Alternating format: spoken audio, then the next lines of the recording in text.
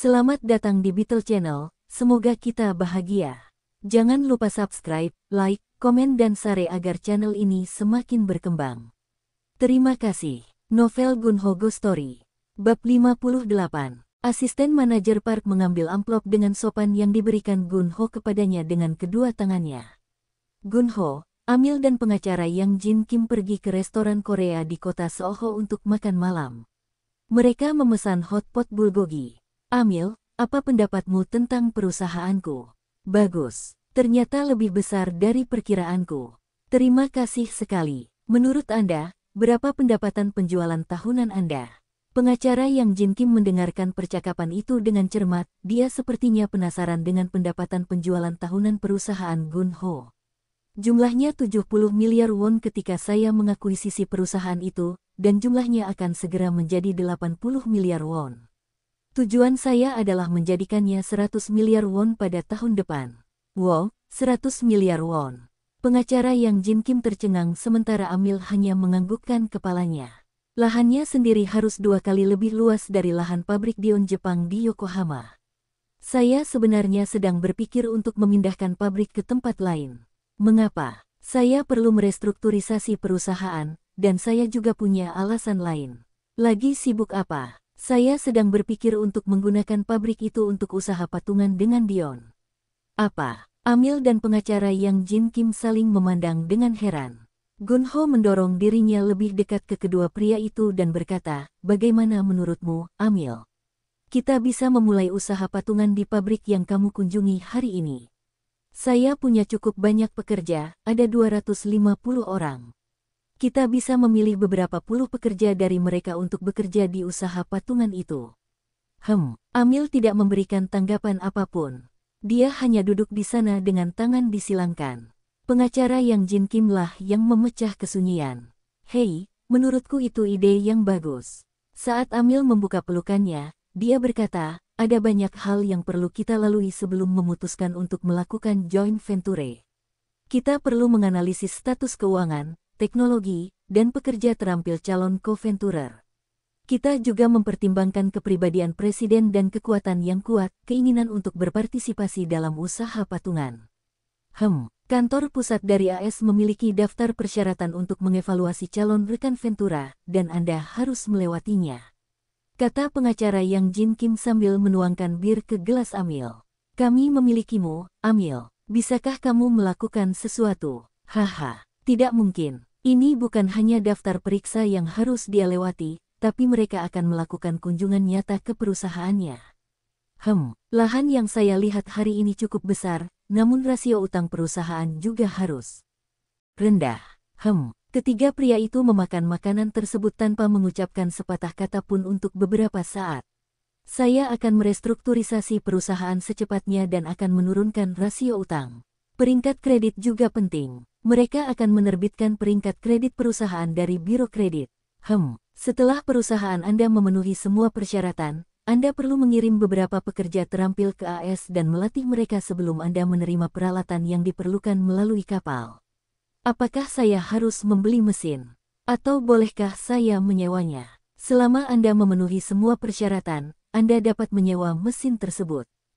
Usaha patungan di Korea harus mempertimbangkan pasar luar negeri seperti Tiongkok dan Asia Tenggara. Kantor pusat di AS mungkin menginginkan hal itu. Apakah presiden harus bisa berbahasa Inggris? Tidak perlu. Mereka ingin kamu menjalankan bisnis dengan baik, mereka tidak memintamu belajar bahasa Inggris. Kamu bisa mempekerjakan seseorang yang bisa berbahasa Inggris. Gunho dijadwalkan pergi bermain golf keesokan harinya bersama Amil dan pengacara Yang Jin Kim di kota Yongin. Setelah makan malam, dia memutuskan untuk tinggal di Seoul karena dia harus datang ke daerah itu lagi keesokan harinya untuk bermain golf. Jadi, dia pergi ke kondominium Tower Palace miliknya. Sudah lama sejak aku tidur di kondominium ini. Ada banyak sekali surat yang menumpuk di kotak surat. Kondominium besar itu tampak begitu sunyi dan sepi. Gunho pergi ke kamar tidur utama dan berbaring di tempat tidurnya. Saya ingin memulai sebuah keluarga. Haruskah saya meminta Moriaiko untuk datang ke sini dan tinggal bersama saya? Gunho mengambil bantal dan menyimpannya sampai dia tertidur. Keesokan harinya, Ketiga pria tersebut memulai permainan golf 18 hole di Asiana Country Club. Kali ini, Gunho tidak melakukan banyak kesalahan. Dia tidak mengganggu bermain golf untuk Amil dan pengacara Yang Jin Kim seperti terakhir kali mereka bermain golf bersama. Pengacara Yang Jin Kim membuat lelucon. Presiden Go, apakah Anda bermain golf sepanjang hari di kota Asan alih-alih bekerja? Ya. Amil menambahkan dengan mata terbelalak. Oh, Presiden Go, Anda mengalami kemajuan pesat. Saya rasa Anda bisa pergi ke Pebble Beach Golf Links di California sekarang. Pantai Kerikil. Ya, mereka memiliki lapangan golf terindah di dunia. Juara PGA Tour mengadakan acara tahunan di sana. Benar-benar. Begitu mereka keluar dari klub golf, mereka pergi ke Hotel Miranda di kota Incheon. Mereka menikmati pemandian air panas. Di sana, wow, air di sini bagus sekali. Pemandian air panas tidak hanya terkenal di Jepang. Kami punya sumber air panas yang bagus di kota Asan tempat saya tinggal sekarang, dan sumber air panas di kota Incheon juga sangat populer. Pengacara Yang Jin Kim yang sedang bermain air berkata, pemandian air panas Onyang di kota Asan sudah ada sejak lama dan sangat terkenal. Menurut catatan sejarah, Sejong, Raja Agung datang ke Onyang untuk cuci mata dengan pemandian air panas di Onyang ketika ia sedang sakit mata, masalah. Benar-benar, setelah mandi air panas, mereka pergi ke restoran steak di dalam Hotel Miranda. Meja mereka berada di teras yang terhubung dengan taman rekreasi air luar ruangan. Mereka menikmati steak dengan anggur. Hei, Gunho Go, aku akan mentraktir kalian di sini, sebagai gantinya, kamu membayar bar Hanam. Ayo pergi ke sana malam ini, bar Mes. Yang, bar di kota Hanam. Tadinya aku akan pergi ke sana bersama kalian. Amil ingin mendengarkan gaya geum lagi. Gunho menelepon nyonya rumah. Mi Yang. Oh, Presiden Gunho Go, saya pikir Anda melupakan kami. Saya akan membawa satu orang Amerika dan satu lagi orang Korea hari ini. Seorang Amerika akan bergabung dengan Anda. Tentu, saya akan menyiapkan seorang gadis yang bisa berbahasa Inggris. Kami akan sampai di sana jam 8 malam. Kami ingin mendengarkan gaya geum juga. Tentu saja, Tuan. Pada jam 8 malam itu, rombongan Gunho tiba di Pine Bar di kota Hanam. Penjaga yang mengenakan jas hitam keluar dan membawa mereka ke dalam bar. Mereka memperlakukan Gunho seolah-olah dia adalah bos mafia atau semacamnya. Apakah Nona yang ada di sini? Silakan masuk, dia menunggumu. Nona Mi Hyang yang menyambut pesta Gunho, dia mengenakan pakaian tradisional Korea. Selamat datang, Presiden Go. Sudah beberapa tahun sejak Anda mengunjungi kami. Apa yang kamu bicarakan? Sepertinya aku datang ke sini beberapa bulan yang lalu. Kamu sering pergi ke bar di Jepang. Kamu juga harus lebih sering mengunjungi kami di Korea. Saya pergi ke sana hanya sekali. Yah, aku tidak bisa bersaing dengan Segawa Jongko. Saya pikir kamu bisa mengalahkannya, kata Bu Yang sambil mengambil jaket Gunho dan menggantungkannya di dinding. Saya mendengar sesuatu dari Jepang. Seperti apa? Aku dengar kamu menata rambut geisha paling terkenal.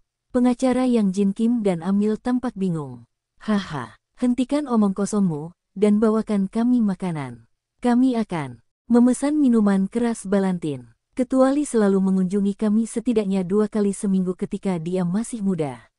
Gunho menunjukkan tempat duduk kepada Amil dengan bantalan lantai di lantai dan layar lipat bersulam di belakang. Sebuah meja lantai besar dengan segala macam makanan Korea dengan sinseolo dan minuman keras dibawa masuk. Ada begitu banyak masakan Korea di atas meja sehingga kaki meja terlihat agak bengkok. Rombongan Gunho sedang membicarakan tentang permainan golf mereka pada hari itu ketika 2 gadis dengan pakaian tradisional Korea masuk ke ruangan bersama gaya geum. Mereka memberi sedikit anggukan untuk menyambut pesta Gunho dan mulai memainkan gaya geum. Amil memejamkan mata untuk menikmati musik sepenuhnya. Ketika gadis-gadis itu selesai bermain, dia bertepuk tangan dengan penuh semangat. Bagus sekali. Amil meminta mereka memainkan satu musik lagi. Saya lebih menyukai getaran gaya geum dibandingkan samisen Jepang. Suaranya lebih dalam. Setelah mereka memainkan 3 lagu bersama gaya geum, 3 gadis muda lainnya memasuki ruangan. Mereka akan melayani pesta Gunho dalam menikmati waktu mereka di sana dengan makanan dan minuman keras. Salah satu gadis itu bisa berbahasa Inggris dengan sangat baik. Amil sepertinya merasa baik-baik saja. Itu adalah hari bahagia dan keberuntungannya. Dia bermain golf, mandi air panas, dan sekarang dia menikmati musik gaya geom. Terlebih lagi, gadis-gadis cantik sedang duduk bersamanya untuk melayaninya. Amil memandang Gunho sambil tersenyum dan berkata, "Presiden Go, sejujurnya, saya sedikit terkejut saat melihat pabrik Anda di kota Asan. Mengapa? Kupikir kamu hanya berbisnis properti sewaan, dan aku tidak pernah menyangka kamu akan menjalankan pabrik sebesar itu." "Yah, aku tahu kamu dulunya bekerja sebagai mekanik, tapi tetap saja itu mengejutkanku." "Terima kasih, Amil. Apakah kamu benar-benar ingin melakukan joint venture dengan Dion?" "Tentu saja." Gadis-gadis itu menyajikan daging dan ikan kepada Amil setelah tulangnya dibuang dan dipotong-potong agar dia bisa dengan mudah memakannya. Mereka pun mengisi gelas Amil dengan minuman keras. "Terima kasih, rasanya enak," kata Amil sambil menyantap hidangan ikannya. "Setelah Anda selesai merestrukturisasi perusahaan Anda, buatlah laporan keuangan yang bagus." Baiklah, aku akan melakukannya." Pengacara Yang Jin Kim menambahkan untuk membantu Gunho. Presiden Go memiliki pabrik lain di Tiongkok. Dia telah membangun jaringan penjualan di pasar Tiongkok. Bagus sekali. Saya akan membantu Anda, Presiden Go. Untuk saat ini, selesaikan restrukturisasi perusahaan Anda dan buatlah rencana bisnis untuk usaha patungan. Anda juga perlu memasukkan perkiraan pendapatan penjualan dari pasar luar negeri, seperti Tiongkok dan Tenggara Asia. Saya akan mengirimkan Anda informasi dasar tentang Dion setelah saya kembali ke Jepang.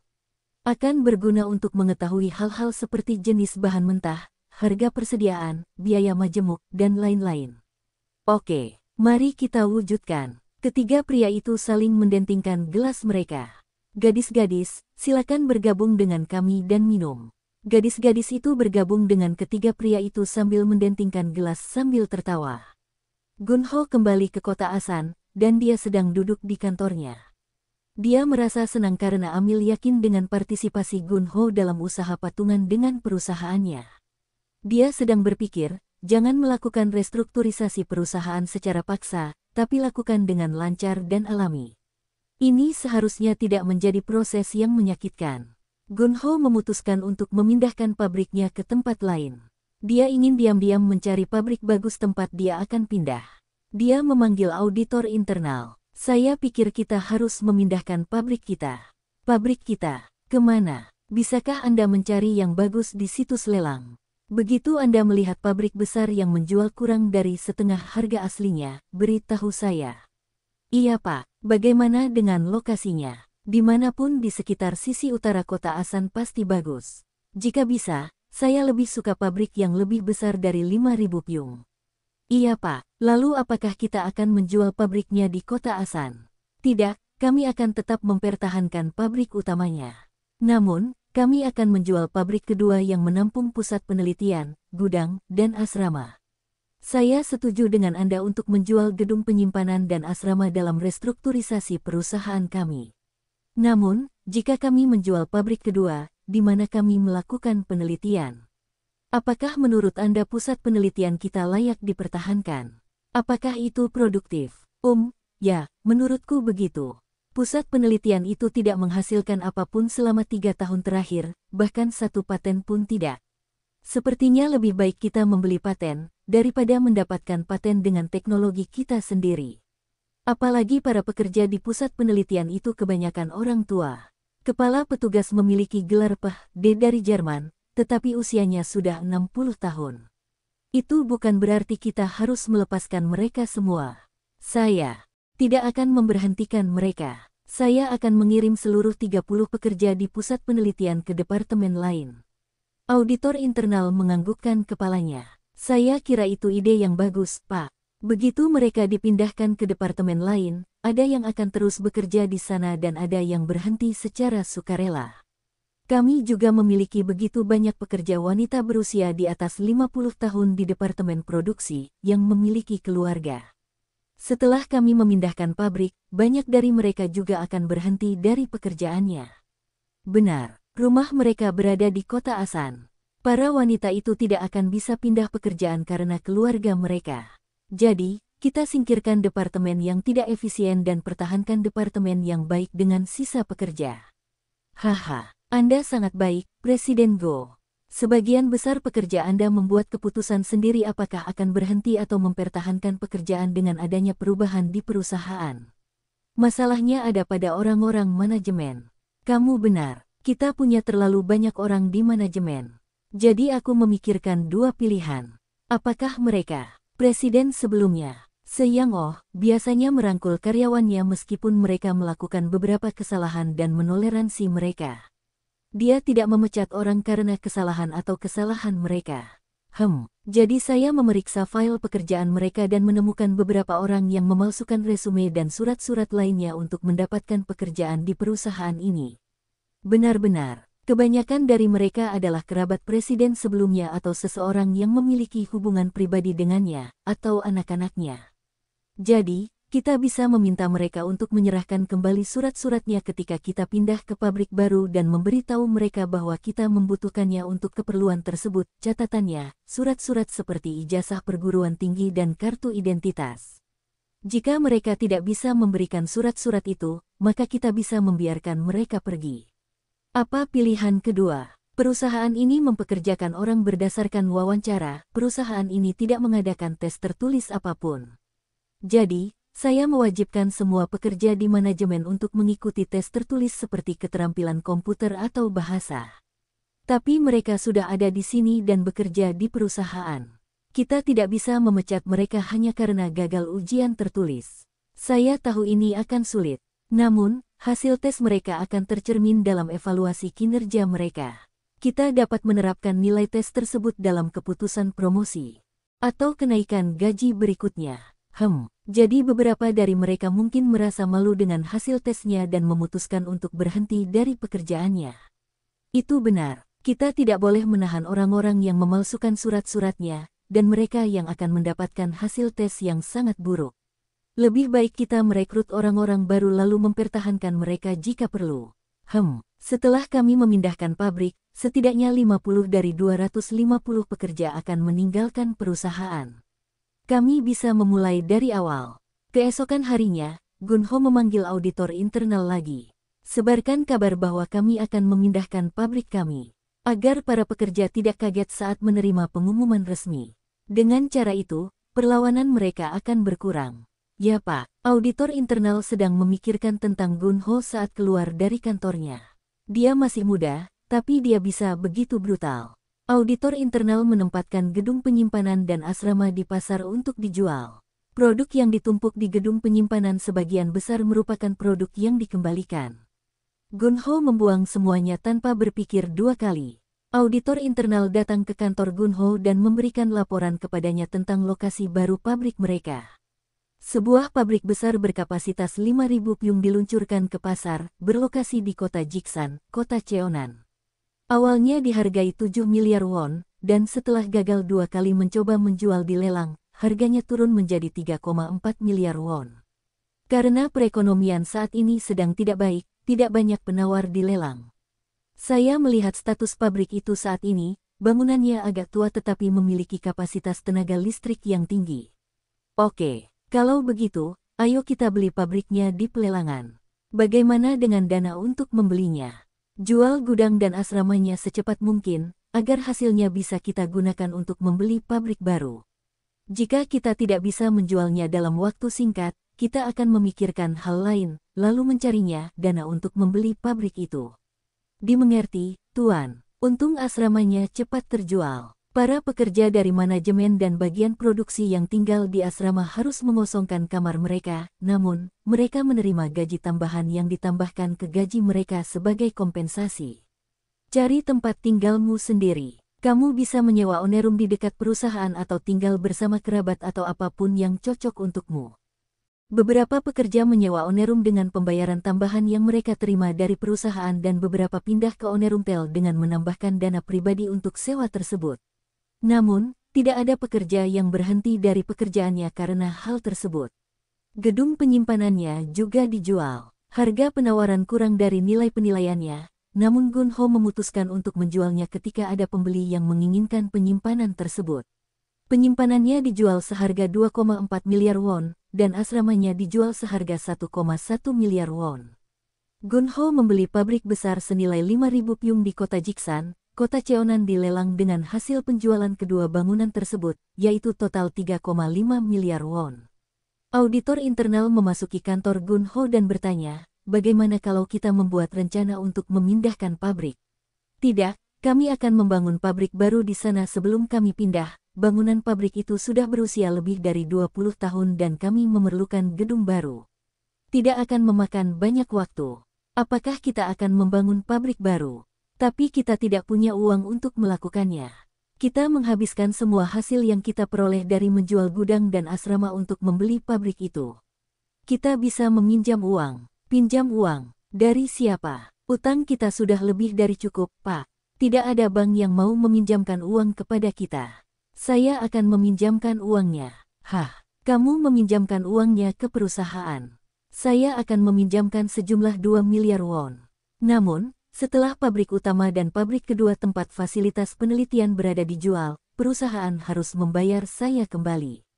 Auditor internal memandang Gunho dengan mulut terbuka. Berapa banyak uang yang dimiliki Presiden Gunho Go? 2 miliar adalah jumlah uang yang besar, tapi dia berbicara seolah-olah itu hanya uang saku. Di mata auditor internal, Gunho tampak seperti pria misterius. Beberapa hari kemudian, Gunho memanggil auditor internal lagi ke kantornya. Menurut Anda berapa biaya untuk membangun pabrik baru di lokasi baru di kota Jiksan, Cheonan, yang kami beli di lelang? Pabrik itu masih bisa digunakan. Sayang sekali jika bangunan pabrik itu dibongkar begitu saja. Mari kita buat rencana untuk membangun pabrik baru dan lihat apa yang terjadi. Pabrik baru itu bagus tapi biayanya mahal. Saya diberitahu bahwa membangun pabrik yang layak akan memakan biaya sekitar 2 juta won per pyung. Tanahnya 5.000 pyung. Katakanlah luas lantai dasar pabrik baru itu 1.000 pyung dan kita jadikan gedung 2 lantai, maka luas lantai brutonya adalah 2.000 pyung. Jadi kalau biaya pembangunannya per pyung adalah 2 juta menang, maka kita membutuhkan 4 miliar won untuk membangun pabrik 2 lantai itu. Itu terlalu mahal. Perusahaan besar mungkin bisa menanggung biayanya, tapi kita tidak bisa. Pabrik 2.000 pyung itu terlalu mahal bagi kami, Pak. Mengapa kita tidak membuat gedung 1 lantai? Nanti kita bisa membangun gedung kecil lagi untuk kantor atau pusat penelitian. Kita juga bisa membeli gedung kontainer pengiriman untuk kantor. Nanti, Gunho melamun sejenak, tanpa menanggapi saran auditor internal. Tuan, ya, jujur saja, membangun pabrik bukanlah bidang keahlian saya. Bidang keahlian saya adalah bidang perbankan atau urusan keuangan. Saya rasa kita membutuhkan seseorang yang mengetahui tentang pembangunan pabrik. Saya pikir sudah waktunya untuk mempekerjakan seorang direktur umum. Posisi itu sudah terlalu lama kosong. Saya pernah menangani sebuah kasus sebagai petugas pengadilan di sebuah perusahaan konstruksi sebelumnya. Perusahaan itu akhirnya dijual sebagian, tapi saya ingat bahwa direktur umum perusahaan itu sangat pandai dalam apa yang dia lakukan. Dia pasti sudah bekerja di perusahaan lain sekarang, kan? Saya masih berhubungan dengannya dan dia terkadang mengirimi saya pesan teks. Saya rasa dia belum mendapatkan pekerjaan baru. Dia lulus dari perguruan tinggi yang bagus, tetapi karena dia sudah agak tua sekarang, sepertinya dia punya pekerjaan, kesulitan mencari pekerjaan baru. Gunho berpikir dengan tangan tertutup, dan bertanya kepada auditor internal, berapa umurnya? Dia berusia pertengahan 50-an. Dia sangat kompeten dan berbakat di bidangnya. Dia sebenarnya lulusan Universitas Nasional Seoul jurusan arsitektur, dan dia pernah bekerja di sebuah perusahaan besar. Dia biasanya bekerja lama di bidang konstruksi di luar negeri untuk perusahaan itu sebelum dia diberhentikan ketika perusahaan itu diakuisisi oleh perusahaan lain. Dia kemudian menghadapi pertarungan alami di perusahaan yang baru digabungkan dan tidak dapat bertahan. Dia juga tidak memainkan permainan kekuasaan dengan benar. Jadi dia pindah ke sebuah perusahaan kecil dengan posisi di tingkat eksekutif. Perusahaan kecil itulah yang memulai proses kurator di pengadilan karena mereka dibanjiri utang. Benar, bersambung, terima kasih telah menyaksikan dan mendukung channel ini.